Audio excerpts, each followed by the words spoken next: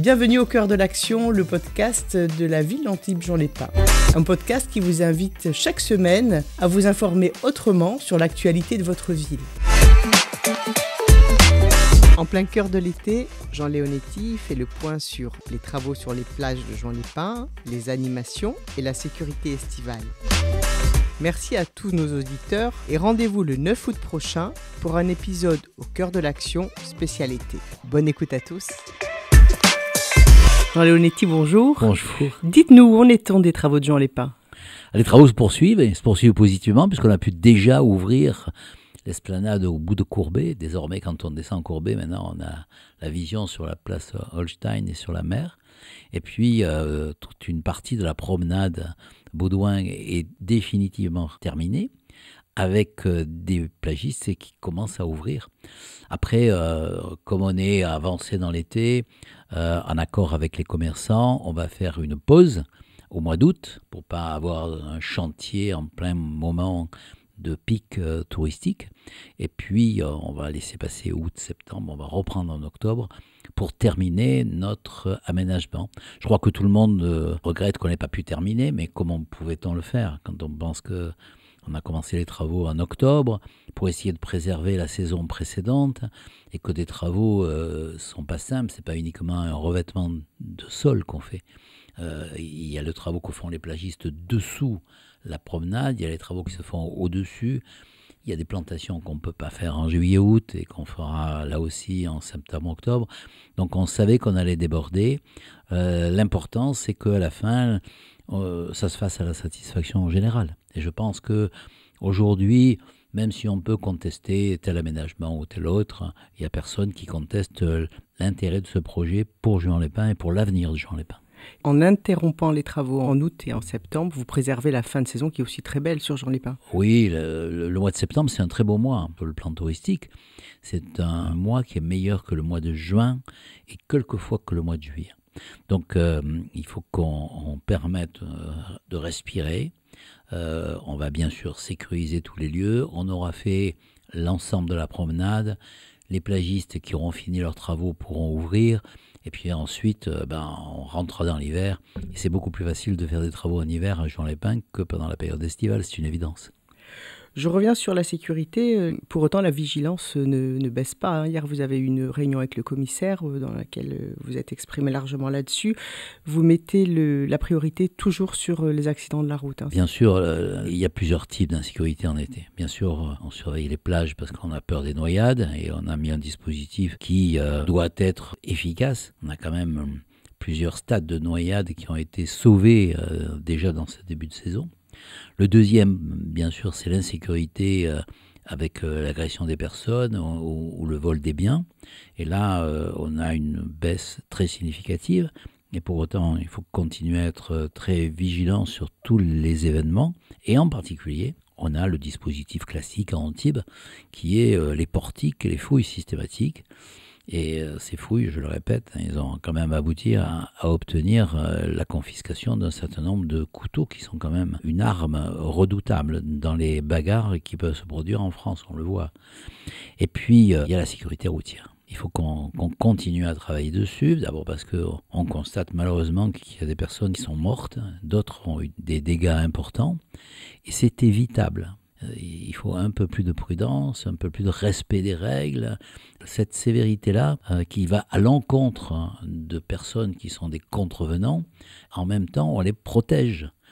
Quand on arrête quelqu'un qui roule à 156 sur une route d'Antibes, peut-être que si on ne lui met pas le PV, on ne confisque pas la voiture, on n'arrête pas la voiture, peut-être qu'il va mourir. Donc il faut qu'on continue à être sur ce plan très sévère. Et avec le commissaire de police, on a fait plusieurs opérations et on va continuer à en faire, en particulier sur le fait que c'est les deux roues et les piétons qui payent le plus lourd tribut. Donc il faut qu'on continue là-dessus. On continuera, on ne relâchera pas. Le préfet est d'accord, on fait des grosses opérations, mais attention, je dis à tout le monde, attention. Dans une moto qui vous double, c'est peut-être 2 policiers qui sont en train de constater que vous regardez votre portable. Dans une voiture banale qui est rangée le long de la route, il y a peut-être 2 policiers qui ont un radar à l'intérieur de la voiture et qui contrôlent votre vitesse. Il faut que nous n'ayons pas le réflexe de dire « ah ben là je fais attention parce qu'il y a un radar et puis après je me lâche ». Non, Il ne faut jamais se lâcher, parce qu'on sait qu'on peut le payer de sa vie, on peut surtout le faire payer à quelqu'un d'autre. C'est une culpabilité indélébile qui reste dans votre cœur si vous provoquez un accident mortel.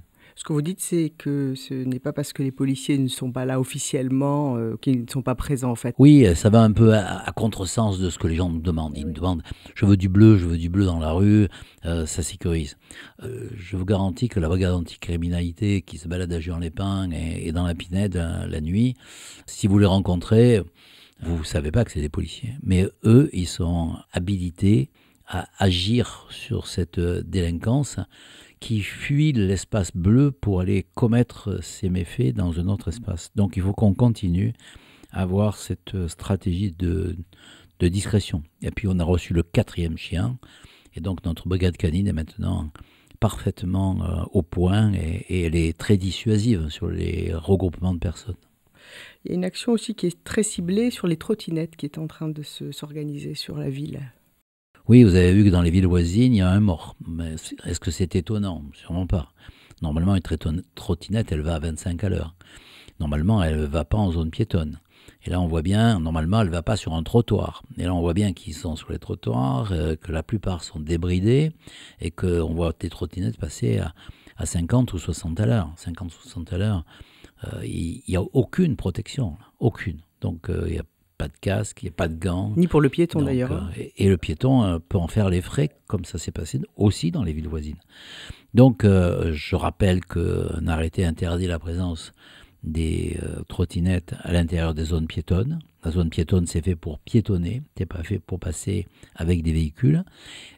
Si on a une trottinette, on descend la trottinette, on la pousse à côté de soi. Et puis le deuxième point, c'est que ça ne limitera pas à la police municipale. La police nationale va aussi prendre des mesures, et des mesures d'envergure, parce que là aussi, c'est malheureusement des candidats à l'accident grave. La police va confisquer les trottinettes Oui. quand elles sont prises en flagrant délit d'excès de vitesse. Si on prend quelqu'un qui fait un défaut parce qu'il est en zone piétonne et qui ne doit pas être sur la trottinette, on ne lui confisque pas la trottinette. Par contre, si elle est débridée, si elle est trafiquée, à ce moment-là, effectivement, elle est confisquée. Après, le propriétaire aura le choix à la remettre en ordre et en règle, ou bien ça sera la destruction. Là, on est fin juillet. Comment se sont passés les grands rendez-vous du mois de fin juin et du mois de juillet, le 14 juillet, enfin tous les grands événements? On a eu de beaux rendez-vous. D'abord, on a eu une confirmation que le paddle show, cette exhibition des meilleurs mondiaux en matière de paddle qui est en train de concurrencer son voisin qui est le tennis, qui est un sport très spectaculaire, a fait le plein. Ensuite, Kev Adams, avec l'humour à la plage, a fait le plein. Et au passage, il est passé quelques jours après sur TF1 avec une publicité pour Juan-les-Pins qui était très très très positive, parce que Kev Adams est un amoureux de Juan. Et puis ensuite, on a eu évidemment les feux du 14 juillet et du 13 juillet. Il y a eu un afflux de population très important, en particulier le 14 et à Juan-les-Pins, et 0 incident, comme on avait eu 0 incident sur la fête de la musique. Donc bravo aux forces de l'ordre, aux forces de sécurité de la ville qui se sont coordonnées efficacement sur l'ensemble de ce sujet. Et puis il y a le Festival du Jazz. L'incontournable, 64e édition, le plus vieux et le plus beau festival de jazz d'Europe, qui a cette année fait 10% de plus que l'année précédente, qui elle-même avait fait 10% de plus que l'année précédente. Donc on a le plus grande affluence qu'on ait jamais eue au festival de jazz d'Antibes Juan-les-Pins. Ça prouve que la programmation était bonne, ça prouve que la Pinède a toujours son charme, et ça prouve que quand on met les ingrédients qu'il faut sur un territoire comme Antibes Juan-les-Pins, on aboutit à la réussite. Et là aussi, aucun incident. Donc je me permets de dire que dans le contexte français dans lequel on est, dans le contexte même de la Côte d'Azur dans lequel on se trouve, le fait d'avoir une début de saison avec beaucoup d'affluence, beaucoup de succès sur les événements et une délinquance et une insécurité qui est en baisse, c'est des éléments encourageants. Après, il faut être prudent, le mois d'août n'est pas passé et restons prudents jusqu'au bout. C'était ma question, août c'est toujours un peu plus compliqué. Août c'est plus compliqué, il y a plus d'affluence. Nous on va limiter pour alléger la charge de la police. on va alléger les événements, parce que les événements immobilisent beaucoup de policiers, et on va garder que les feux d'artifice, et puis notre traditionnel footy-volley, qui là aussi est très spectaculaire. Et puis peut-être qu'un jour, les Français battront les Brésiliens, qui généralement prennent tous les titres. En tout cas, c'est un beau spectacle aussi, un beau spectacle sur le sable, un beau spectacle sportif, et c'est les meilleurs mondiaux qui, comme d'habitude, s'affronteront. Donc on va avoir un mois d'août, comme d'habitude, chargé, dense. J'espère que tout le monde le passera, qu'il soit Antibois ou Juanais, qui reste sur sa ville, ou des touristes qui viennent profiter de notre belle ville. Et puis pour la plupart d'entre nous, c'est aussi un mois de tension, de travail et de vigilance. Merci à tous, bon mois d'août. Merci beaucoup. Au cœur de l'action, c'est un podcast d'Antibes Juan Lépin. À la technique, Jean-François Diaz. Au micro, Florence Bellon. Et nous, on vous donne rendez-vous la semaine prochaine.